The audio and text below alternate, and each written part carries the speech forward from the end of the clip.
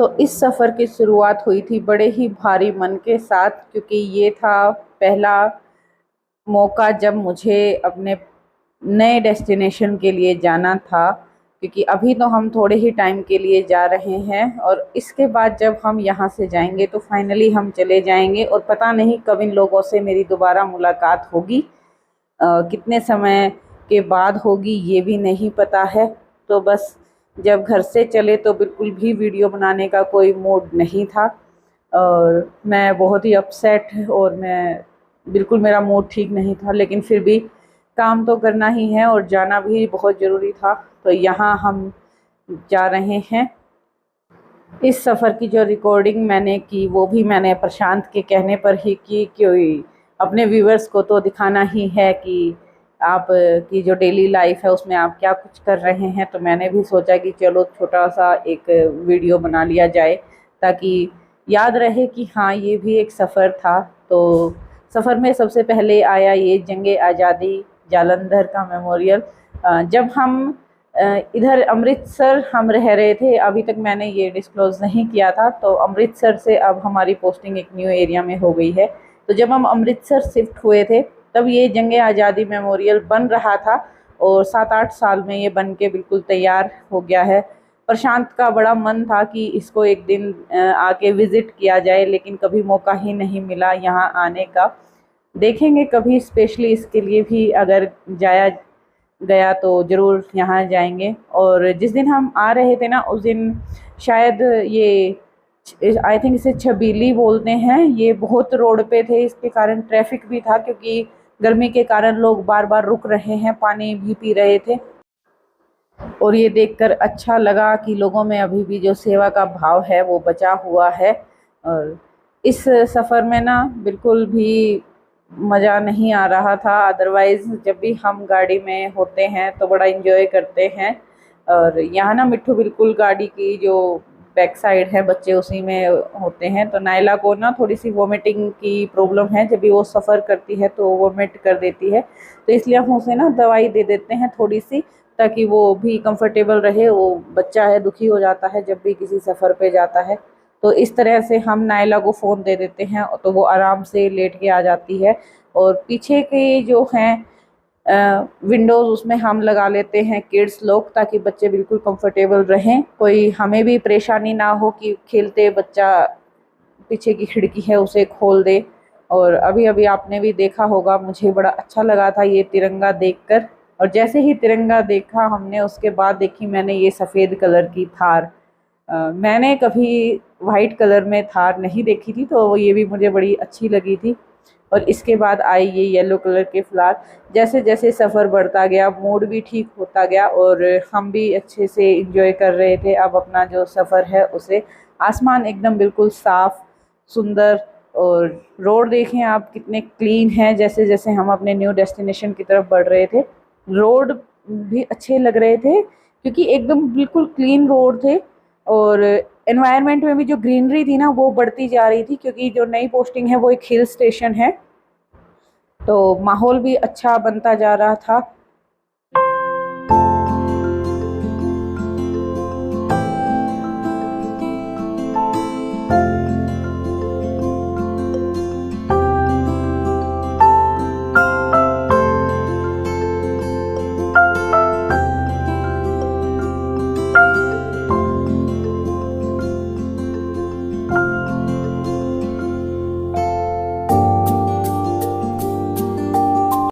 यहाँ ना एक पेट्रोल हमने भरवाया है, तो जो भाई साहब है ना उनसे हमने एक रास्ता पूछा कि यहाँ कोई नियर बाई होटल वगैरह है, तो वो हमें बताएंगे एड्रेस होटल का। बताना भैया होटल का address please.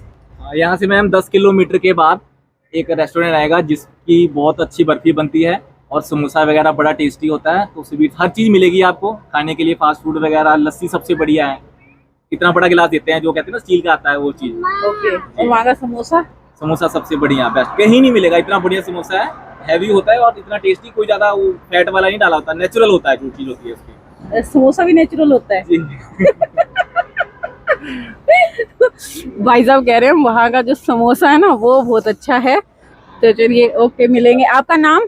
Ashok Kumar. Okay, Ashok Kumar. और आपका? हरविंदर जी। अरविंदर जी, ये कौन सी जगह है? ये नवा शहर में है मैम, नाई मजारा विलेज। नाए नाई मजारा, नाए मजारा विलेज में ये इंडियन पेट्रोल पंप है ना? HP petrol, HP Sumitra petrol filling station. Sumitra filling station है ये। और बड़े अच्छे भाई साहब ने बड़े बढ़िया से हमें एड्रेस बताया। चलिए मिलेंगे इनसे। Bye bye. ओके।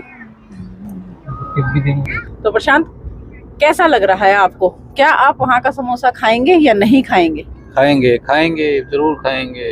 हाँ, प्रशांत को बड़ा एक्साइटमेंट है समोसा खाने की। भाई साहब ने बताया था कि वहाँ का समोसा अच्छा है। अच्छा देखिए, अगर हम उस रास्ते पे, मतलब हमें जो उन्होंने हमें बताया है होटल, मैं तो नाम भी भूल गई यार उसका। चलिए कोई बात नहीं, वो तो रिकॉर्डिंग में आ जाएगा, मैं देख लूंगी। अगर हम वहाँ से निकले और लगा कि हाँ यहाँ हम स्टे थोड़ा सा ले सकते हैं रेस्ट, तो वहाँ का समोसा हम जरूर ट्राई करेंगे, क्योंकि बहुत ही बड़ी तारीफ कर रहे थे ये। अशोक नाम था इनका, है ना? ओके जी, तो अगर वहाँ मिले तो मिलते हैं आपको।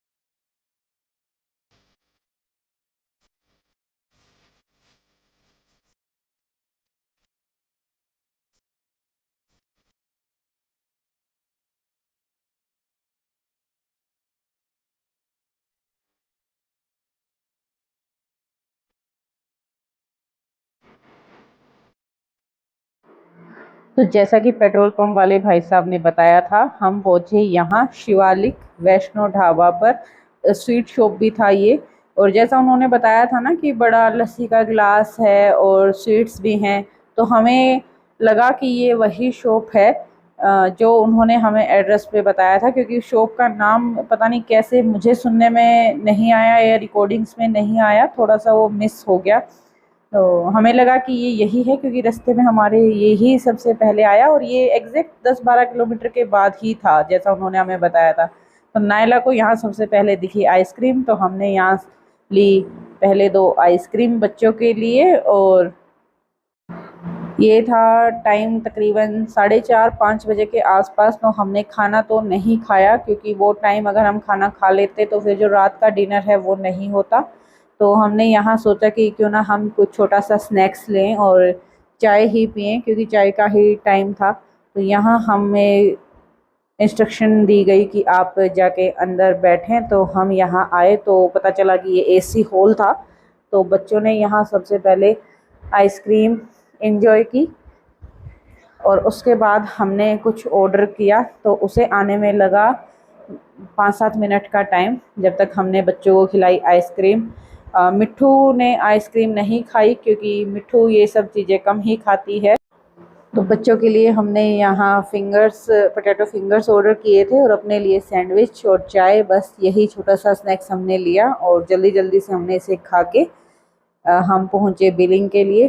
तो फिर हमने सोचा कि जिसके यहाँ हमारी बात हो गई थी पहले से ही कि हमें यहाँ फ्लैट पे रहना है, तो अच्छा नहीं लगता ऐसे किसी के यहाँ खाली जाना। तो हमने यहाँ से मिठाई ली उनके लिए भी, और थोड़ी सी मिठाई हमने अपने लिए भी ली है यहाँ पर।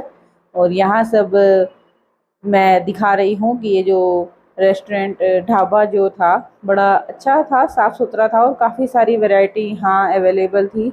डिनर, लंच, ब्रेकफास्ट सब कुछ ही मिल रहा था। हमें बस चाय ही पीनी थी, तो हमने ये ली। और उसके बाद प्रशांत ने एक कोल्ड ड्रिंक भी खरीदी। शिवालिक ढाबा करके इनका नाम है। और जाते जाते मेरी यहाँ के अंकल से भी बात हुई, तो उन्होंने मैंने पूछा कि उनसे कि ये क्या आपका ढाबा है, तो उन्होंने कहा नहीं बेटे ये ऊपर वाले का ढाबा है। तो सही बात है, सब कुछ उसी का है, सबसे उसी से लिंक है सबका।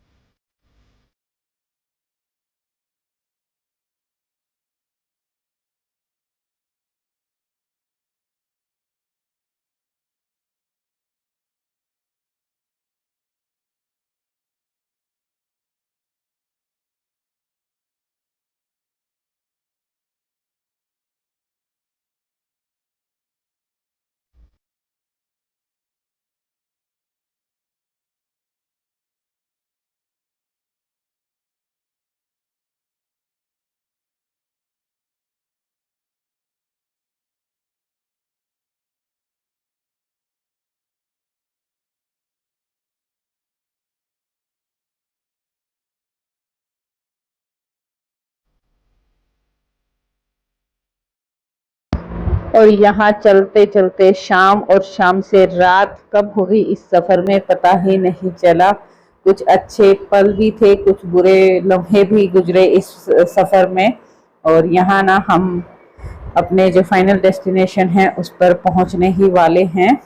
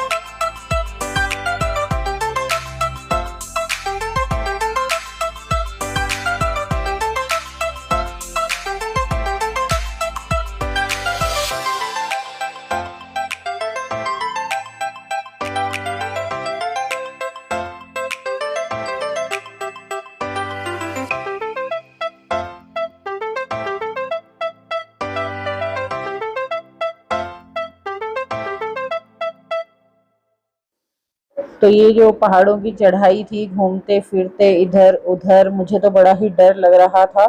लेकिन देखिए यहाँ भी अच्छी खासी पॉपुलेशन रहती है, तो वो तो हैबिचुअल हो चुके हैं। हम फर्स्ट टाइम आए हैं इस रोड पर, तो थोड़ा सा अलग लग रहा था कि इतना ऊपर नीचे कैसे डेली हम करेंगे। तो बस यही थोड़ी सी घबराहट हुई। देखिए रास्ते कैसे एकदम से खड़ी चढ़ाई है।